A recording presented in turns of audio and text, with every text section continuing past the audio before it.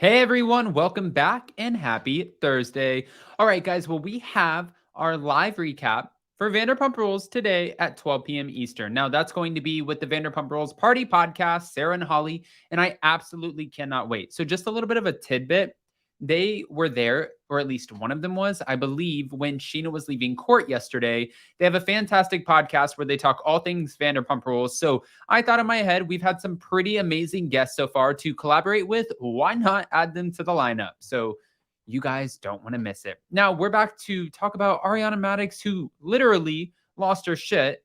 And yeah, we're going to get into it. Before we jump in, if you guys haven't already, go ahead, smash that like button. If you're not subscribed, get subscribed. Don't forget to hit that notification bell. And with that, I say, let's just do the damn thing.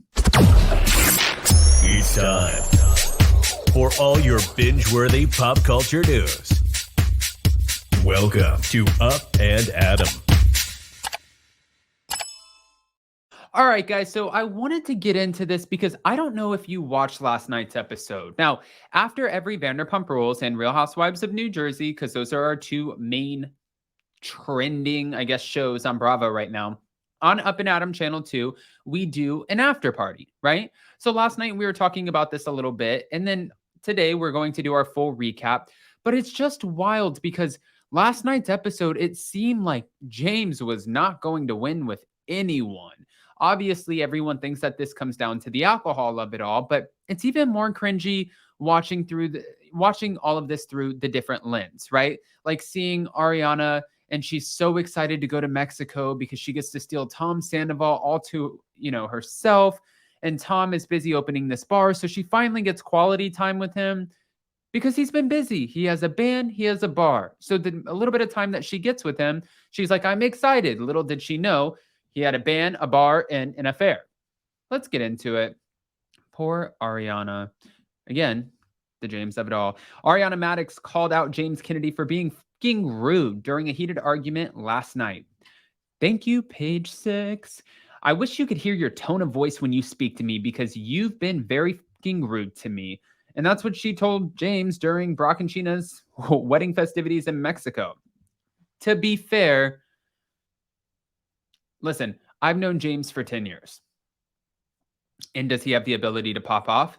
Yeah, absolutely. Does this probably add to it when you put cameras in someone's face? Sure. And then if you stop drinking and start drinking again, and you might not necessarily be able to control it, can that add to it? Yes. I think that these are all components that add to a very explosive James Kennedy. And sometimes I think that, especially being on a show like this, it was like when Jax Taylor had the bad behavior on the show. He was rewarded for being the villain. So every season when everyone's like, oh, maybe he's going to change, no, because you're rewarding him for being a villain. It's like if your dog pisses in your house and then you don't do anything about it, they just know, okay, I can piss all over your house. Literally, that is the same exact thing. Probably not the best analogy, but that's where I'm going with this. Hold on, it keeps going. So earlier that day, the DJ nearly got into a fight with one of Brock Davies' friends who had drunkenly hugged him as if he knew him, and Ariana reprimanded James for his reaction. During their argument, James Kennedy claimed to have diffused the situation and chose not to punch the guy in the face, admitting that he wished Ariana would be on his side. Now, Ariana said not wanting there to be a fight is the only side to be on, and she was pretty firm, and she started clapping with, I'm on the side of not wanting there to be a fucking fight, period. Period. And the only reason I want to chime in on this is because when I worked for Lisa Vanderpump at Tom Tom and at Sir, and when Jason worked for her at Pump, I remember there was somebody who walked up and Lisa was leaving. There was somebody who was very, very intoxicated, walked up and wanted to take a photo with her or something. He was just like, at this point, the guy was just drunkenly being annoying, trying to touch her, grab on her, being totally invasive. And it's like, it's weird. It's not a good look, right? So Lisa, it was just like, darling, please, please, I'm leaving, and she was just trying to get out of it because she could tell that the guy was completely intoxicated. Not once did she snap. She didn't shove the guy. She didn't push him, but we each react differently, right? I mean, James, I don't know. Ariana obviously doesn't like it. And James is like, I didn't hit him, did I? That's better. It's better that I didn't hit him. She continued to scream, I don't like him doing it. I don't like you doing it. Okay, period. I will raise my voice because when I talk at a normal volume, you don't fucking listen to me. I've had enough. We're done. Now, you obviously have two people who are sitting at the table who know this all too well. We have Ali Luber and Raquel. Raquel sitting at the table, like watching Ali cringe is so, I mean, I feel bad for her, but I'm so grateful that I'm not in that space.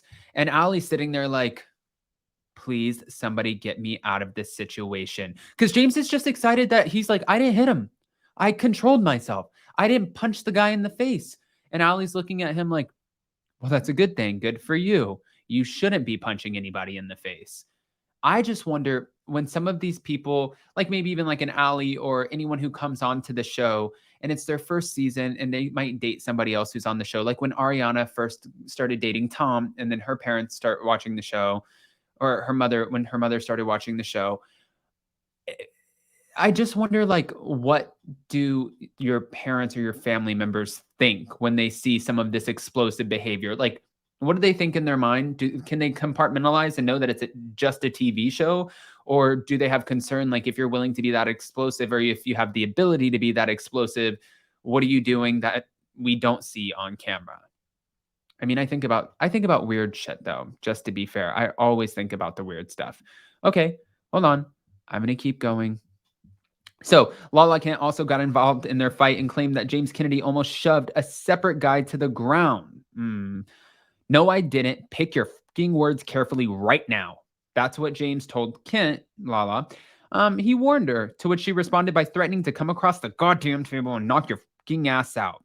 The tense argument only ended when Kennedy's girlfriend, Ali Luber, left the dinner table in embarrassment, and in a confessional, James detailed the situation and claimed that he had never seen this guy in his fucking life before he approached the DJ. By the way, his eyes are like rolling in the back of his head, drool slobbering, like, mate, get off my fucking nice ass jacket. And then he explained, and adding after he physically reacted, the friend stumbled back like 3 paces.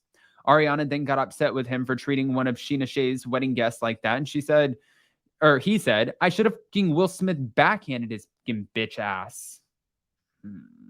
Okay.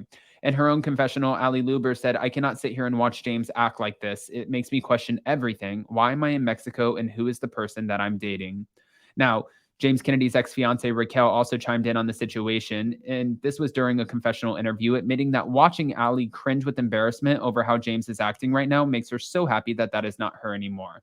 Bravo cameras didn't appear to be filming when the altercation between the friend and James Kennedy happened, so obviously, it's not totally clear as to what went down. Now, Brock Davies and Sheena's wedding was teased in the midseason trailer, which will also feature the aftermath of Ariana discovering the scandal. And we're all waiting to see how that goes down. But again, we have our live recap today for Vanderpump Rules with the Vanderpump Rules After Party podcast, ladies. And you guys won't want to miss that at 12 p.m. Eastern, 9 a.m. Pacific. Yeah, it's going to be a doozy. So, before we go, don't forget to smash that like button. If you're not subscribed, get subscribed. Don't forget to hit that notification bell, and we'll see you next time. Bye, guys. Love you.